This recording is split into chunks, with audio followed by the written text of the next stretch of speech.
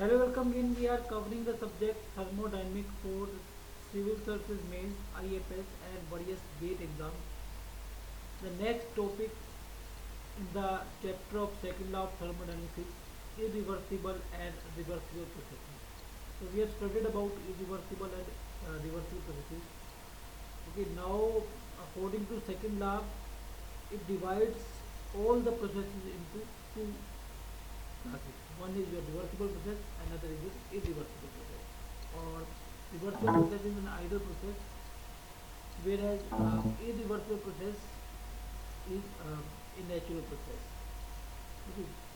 So reversible means when we perform a process, certain work done is obtained from it, and certain heat supplied is obtained is given to it.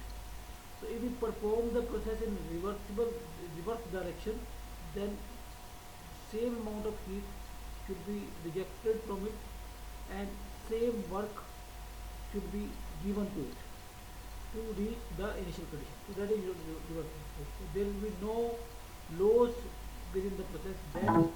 Then that is possible.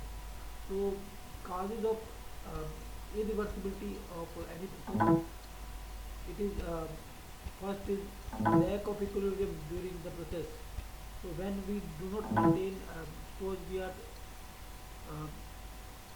we are transferring heat at a finite temperature difference, and then equilibrium will not be maintained. And so this is about heat. And similarly for work done, there can be lack of equilibrium. It is very fast process.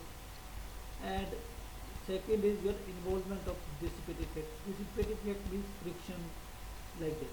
Okay. So under this lack of equilibrium during the process, following are the specific examples. One is heat transfer through a finite temperature process. Okay. Second is lack of process equilibrium within the interior of the system or between the system and surrounding.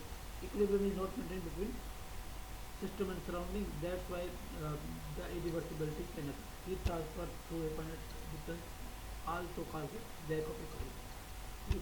And pre-expansion is always an irreversible process and cause of irreversibility. Okay. So now irreversibility due to dissipative effect. So this dissipative effect involves friction, pedal wheel work, transfer of electricity through resistance. Okay, so this cannot be operated in reverse direction. Okay, once the work is lost due to friction, then it cannot be obtained. Okay, so these are the causes of irreversibility. Now conditions for irreversible condition for reversibility.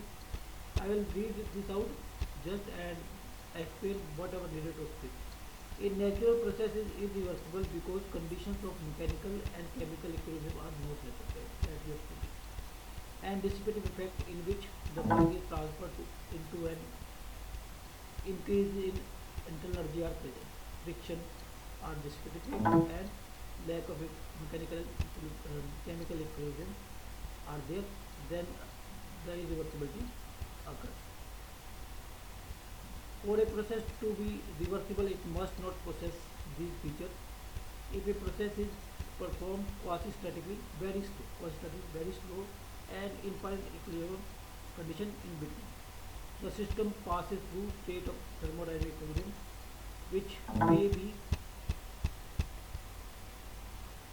traversed as well as in one direction and in opposite direction. When we maintain infinite thermal equilibrium between two end states, then we can operate the process in reverse direction also.